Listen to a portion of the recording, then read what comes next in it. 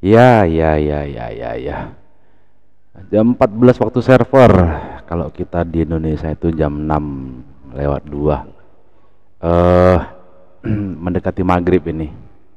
Dan saya ada posisi, kebetulan posisi buy. Kita coba lihat XAU. Nah, ini. Harga ada di seputaran support 1. Awalnya tadi entry yang pertama di sini, turun lalu entry lagi. Naik dan sekarang terfloating deh. Minus. Tapi kali ini saya nggak pengen bahas ini ya, nggak pengen bahas goal ya. Saya tertarik dengan Euro Daily. Yuk kita tarik coba dengan ini trendline yang cenderung masih turun. Nah ini ada warning area hati-hati di sini. Lalu kalau kita pakai H4 mungkin semula yang awalnya sepertinya naik ya. Awalnya yang tarikan garis kita seperti ini sepertinya terbreak nih. Cuman kan persoalannya kalau di H4 itu memastikan dia terbreakoutnya ya harus closing candle ya.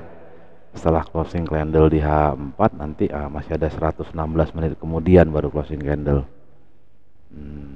Pertanyaannya apakah kira-kira euro akan kembali turun? Nah, saya sih cenderungnya kayaknya memang akan cenderung kembali turun ya. Kalau kita lihat tren di daily ya, daily trennya memang lagi cenderung turun.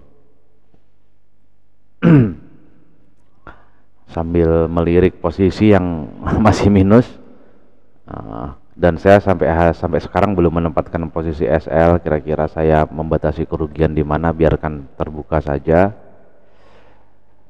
Lalu pound sterling juga begitu sepertinya ya. Tapi kalau ini pound sterling kita lihat, kalau semula mungkin sebelum terbentuknya harga sekarang mungkin kan ada tarikan yang sifatnya seperti ini ya. Kemarin juga, kita sempat bahas di analisa di hari Minggu itu, sebenarnya sempat breakout ya dari resisten terdekat, tapi ternyata malah balik turun. Apakah kira-kira juga akan kembali turun, mengikuti tren? Nah, ini apakah ini sebuah sinyal kembalinya si USD atau gimana? Dan biasanya juga akan berdampak sih ke gold ya. Kalau memang yang menguat itu bukan karena faktor pound sterlingnya, bukan faktor euronya yang melemah, lebih disebabkan oleh si USD-nya yang menguat gitu kan. Kalau si USD-nya menguat juga kemungkinan XAU juga akan kena dampaknya. Nah ini sekarang contohnya saya harus terfloating minus. Saya coba pakai ini. Cuman kalau pakai indikator ini saya nggak tahu entah kenapa jadi jauh. Ini saya. Ntar ya kita coba ya. Kita coba panggil. Ini garis di mana saya akan MC dengan jumlah belen yang itu. Nah, ini di sini ada nih. Tertera 22.400 tuh MC gitu kan. Saya coba cari garis yang ini dia ketemu. Dia emang suka begini ketika template ini dihadirkan. Saya harus begini dulu. Saya cari terdekat, nanti baru kita zoom ya ke TF yang lebih kecil. Nah, kita ke H4 deh. Jadi mungkin nih, mungkin seperti inilah. Kalau di sini, kalau ternyata harga terus bergerak ke bawah ini, berarti saya akan minus di 89,8 dolar. Nah, jadi biarkan saja, nggak apa-apa. Saya belum memutuskan untuk menggunakan stop loss. Biarkan saja. Nah, saya malah cenderung ketika harga bergerak di area ini, ini garis-garis apa ya? Oh, ini yang garis yang kita buat di video sebelumnya ya. Nah, ini horor nih sebenarnya. Ketika keluar dari equidistant channel ini, justru ini ada kondisi horor. Siapa tahu jangan-jangan malah bakal mau turun jauh juga, karena secara tren kalau saya kecilkan chart itu memang masih cenderung turun ya.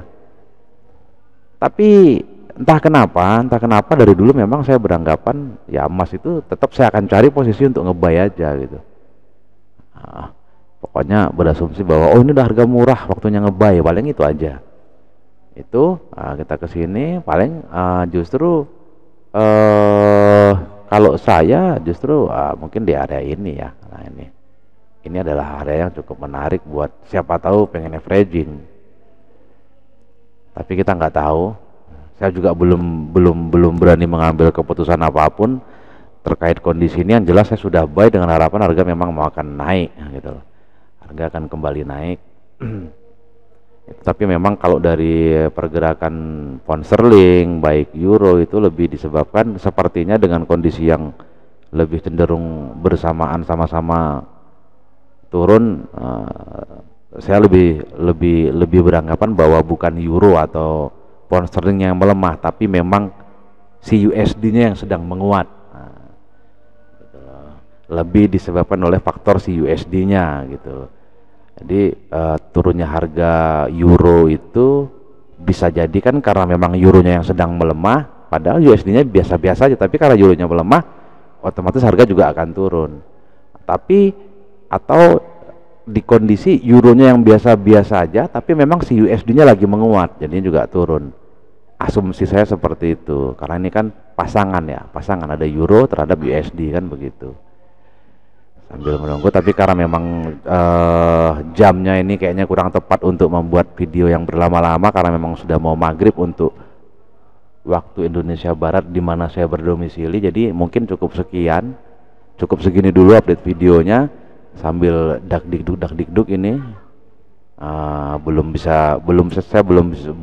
berani mengambil keputusan akan cut loss atau tetap hold. Jadi ya sampai di sinilah paling tidak. Tadi kalau mengacu ke area ini ya mungkin ada area-area resiko yang siap gitu, atau bahkan terburuknya mungkin di area support ini ya, itu ya sekitar $164 dari balance 2200 ini, berarti belum sampai 10%-nya ya kalau saya harus loss ya, kan sekitar di 226 gitu ya 10%-nya.